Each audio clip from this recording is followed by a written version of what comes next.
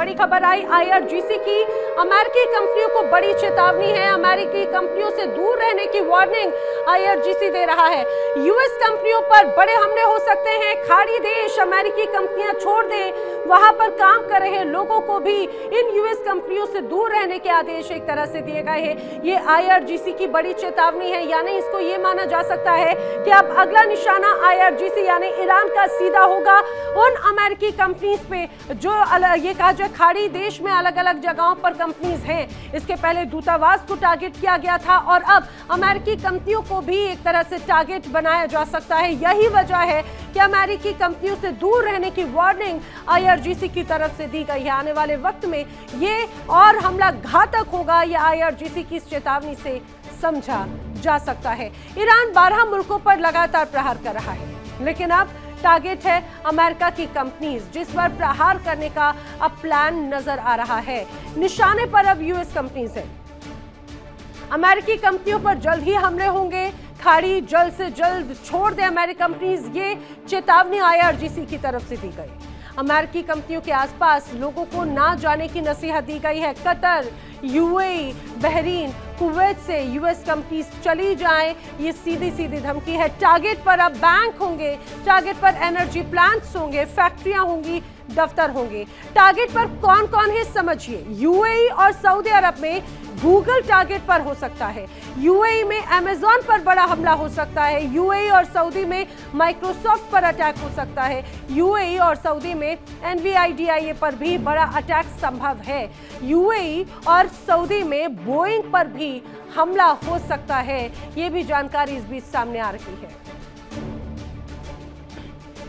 चलिए बढ़ते हैं अगली बड़ी खबर की ओर। इस समय की अगली वॉर ब्रेकिंग, इजराइल ने ईरान पर ताबड़तोड़ हमले किए हैं। पश्चिमी ईरान पर इजराइल की तगड़ी बमबारी लगातार जारी है।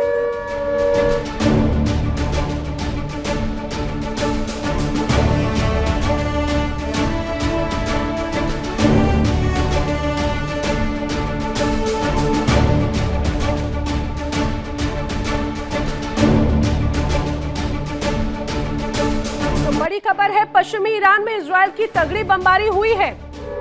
हमादान में IRGC हेडक्वार्टर पर हमला हुआ है।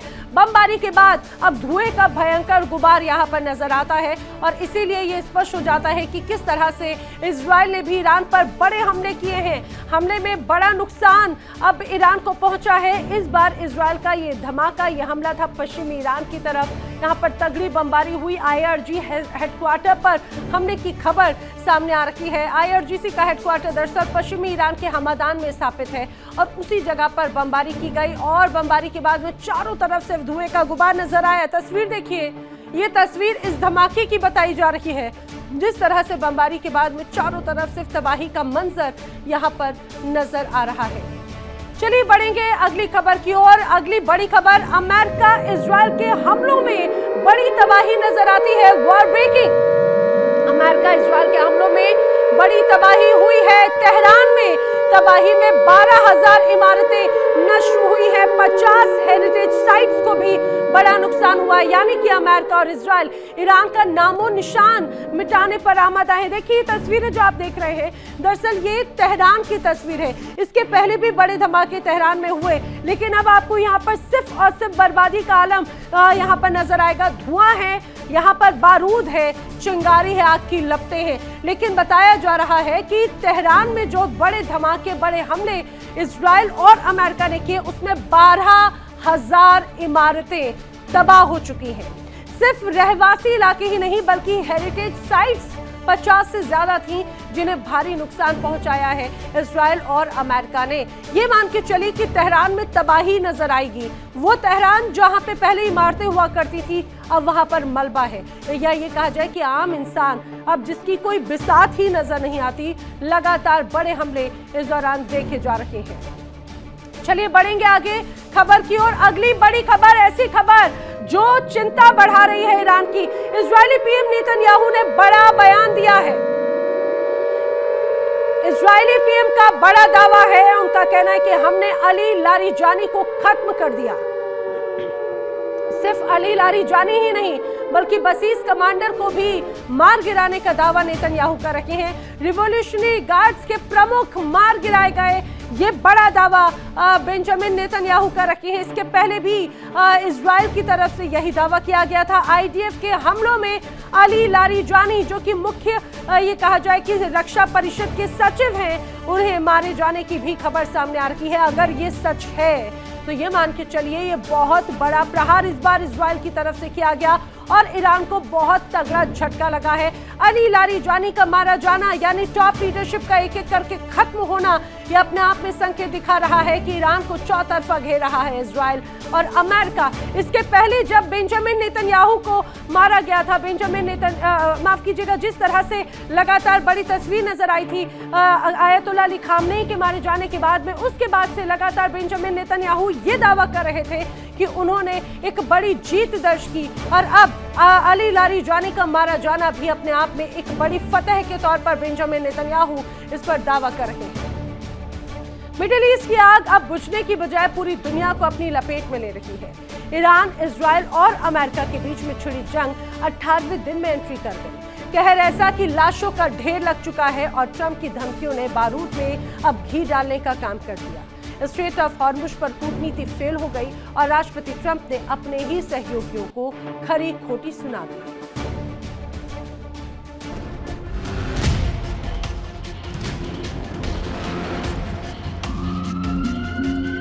जंग के तीसरे हफ्ते के आंकड़े रूह कपाने वाले हैं। ईरान के रिहायशी इलाकों में इजरायली हमलों के बाद अब तक 2000 से ज्यादा लोगों की मौत हो चुकी है, जिनमें बड़ी संख्या बेगुनाह नागरिकों की है। इजराइल में मौत का आंकड़ा 25 के पार है, जबकि ईरान के पलटवार में 20 अमेरिकी सेना के जवान अपनी जान गंवा चुके हैं। लेकिन सबसे डरावनी तस्वीर विस्थापन की है, जहां 40 लाख लोग अपने घरों को छोड़कर दर दर भटकने को मजबूर हैं।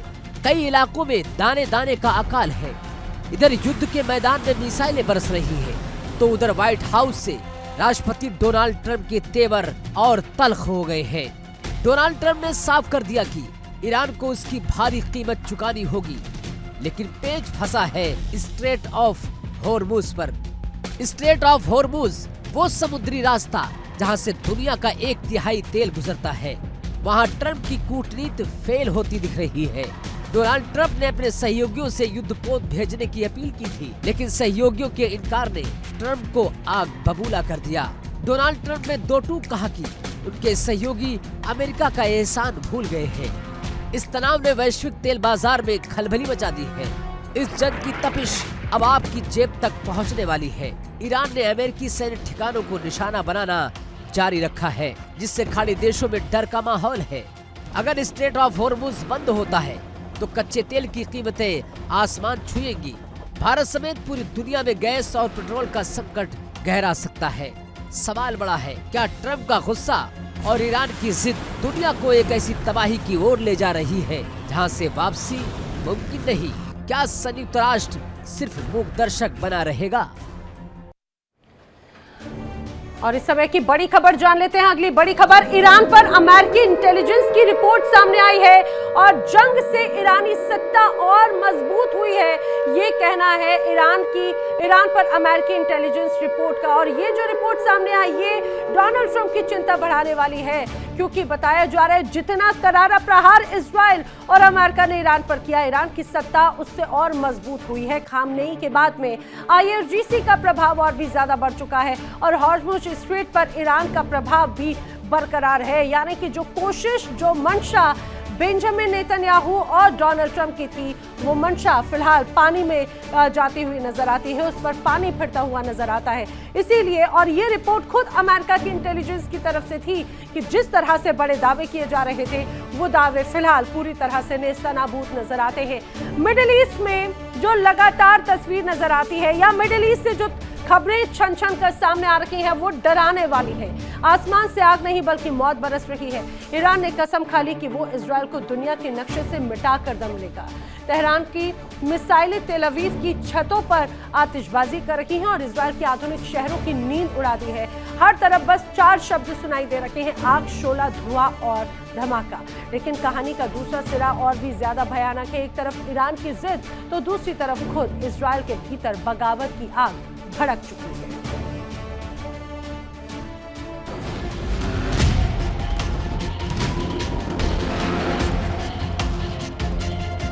ईरान के सुप्रीम लीडर के आदेश पर ऐसी तबाही मची है कि इजराइल का आयरन डोम भी हाफने लगा है। तेहरान से उड़ी मिसाइलों ने इजरायली आसमान को लाल कर दिया है। ये जंग नहीं बल्कि इजराइल को कब्रिस्तान बनाने की ईरान की वो सनक है जिसे वो मजहबी इंतकाम का नाम दे रहा है। ईरान ने ठान लिया है कि जब तक नेतन्याहू को सत्ता से बेदखल कर उन्हें मिट्टी में नहीं मिला देगा तब तक ये बारूदी बारिश थमेगी नहीं। बंकरों में दुबके लोग अपनी आखिरी दुआएं पढ़ रहे हैं क्योंकि ऊपर मौत का तांडव चल रहा है। लेकिन तबाही सिर्फ बाहर से नहीं आ रही है, इजराइल के भीतर ही एक दूसरा मोर्चा खुल गया है। प्रधानमंत्री नेतन्याहू का घर हो या दफ्तर, हर जगह गो बैक के नारे गूंज रहे हैं। लोगों का गुस्सा सातवें आसमान पर है।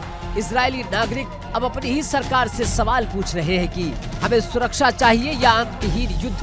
सड़कों पर उतरे लोग जंग रोकने की भीख मांग रहे हैं क्योंकि बिन मौत आम नागरिक मारे जा रहे हैं। बच्चों की चीखें, औरतों का मातम अब इजराइल की हर गली की पहचान बन चुका है।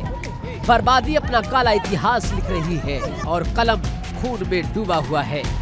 जिस तरफ नजर जाती है वहाँ सिर्फ राख का ढेर बचा है और 40 लाख लोग बेघर।